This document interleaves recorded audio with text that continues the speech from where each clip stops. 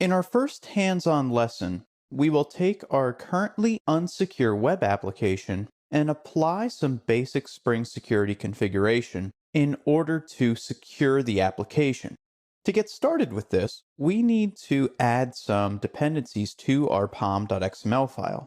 So within the Package Explorer, open the pom.xml file, and once it opens in the editor, you'll want to navigate to the Dependencies tab. And on the Dependencies tab, you will see the Add button. And this allows us to add a dependency via Maven. So the first dependency we want to add is Spring Security Web. And once we have provided that artifact ID, it will go out to the Maven repos and give us a number of options. Now, we would like the artifact with the group ID org.springframework.security. Currently, that is the official Spring dependency. So we will pull in that dependency. And now we need one more, Spring Security Config. And this is an important one because it contains the security namespace, which will provide us with some shortcuts for configuring our application.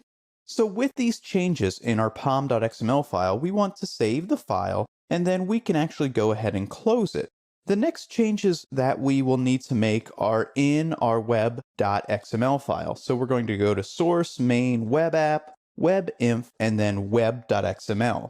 Open the web.xml file. I'm actually going to maximize so we can see it better.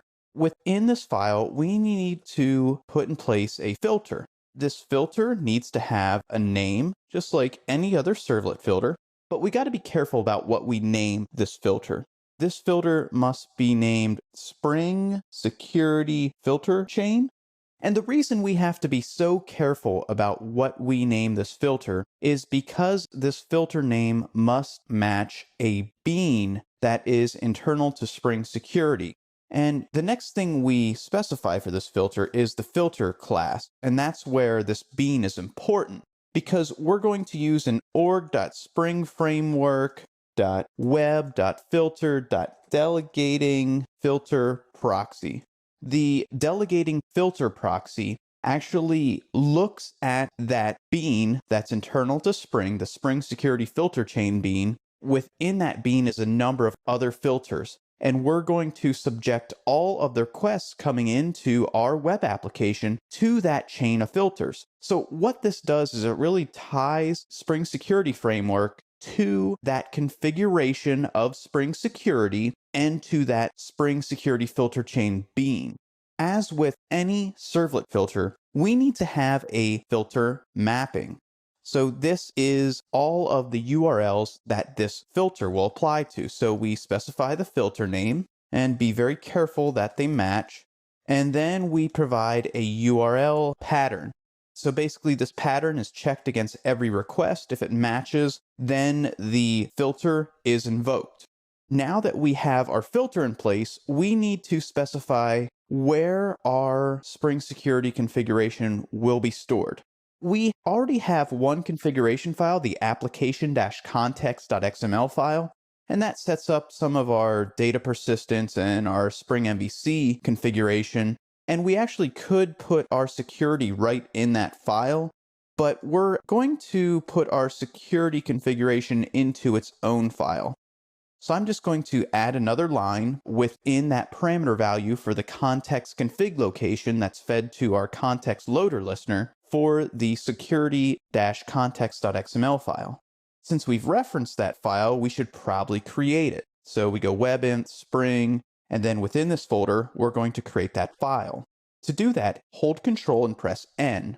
This opens up the new wizard, and we're going to create a new Spring Bean configuration file. So select that file type, and then hit enter, and now it asks us for a name for the file. Of course, we're going to use security-context.xml. Once we do that, the file is created, and the first thing we need to do is we need to add the security namespace to this configuration file. So I'm just going to click on the namespaces tab, and then I'm going to click on security. And this provides us with those XML shortcuts because here you see we're including that namespace. Now we can reference that as the prefix of our tag, and we get all these options. And the first important option we want is the HTTP tag. This has a number of attributes that we will set. The first is auto configure. Now, normally this is not set to true, but for our basic example in this first lesson, we're going to have Spring Security put a number of defaults in place. These will unravel themselves as we work through subsequent lessons. The next thing that we'll set is the use expressions. Spring has the Spring expression language or spell, and for right now, we're going to say let's not use that.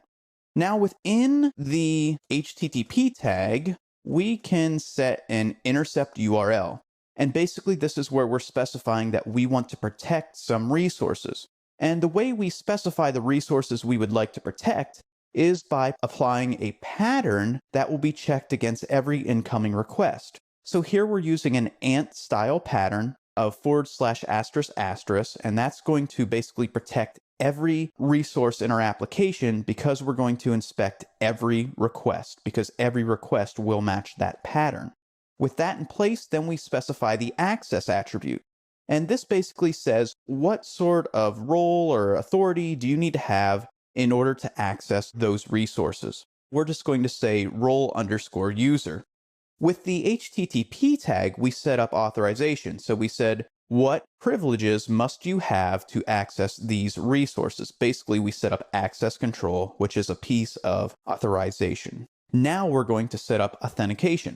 We're going to make sure that the individual logging into the application is who they say they are. And to do that, we need to set up an authentication manager. And within the authentication manager, we specify an authentication provider. So this is the mechanism that's going to authenticate the validity of our users, that they are who they say they are, basically by using credentials. And the credentials are going to be validated by this user service. And this is an implementation of a DAO authentication provider. Basically, it is just username and password checking.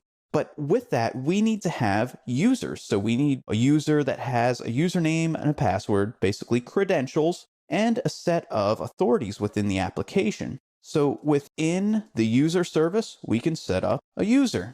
And I'm just going to give them a username of user, and then a password of password.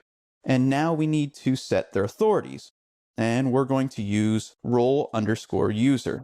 So you see what's happening here. Here we say we're protecting this resource. In order to access that resource, you have to have this role of user. Here we're listing out all of our users where we're saying, okay, we have this principal, they have these credentials, and we're going to grant them these authorities, which would allow them to access our application. With that in place, we're going to restart our server, and we'll head over to our browser, and we're going to attempt to access the application and see what happens. You'll notice when we do this, all of a sudden we are presented with this login form. Now, if you search through all the code, you're not going to find this form. And that's because of that auto configuration attribute we set on the HTTP tag. That caused Spring Security to auto-generate this form. So you see we got a lot of security here without really doing much. So let's put in our credentials, username and password, and now all of a sudden we have access to Kevin's Auto Service Center web application. In this lesson, we learned the basics of setting up XML configuration. We'll expand upon this kind of foundation that we've just established.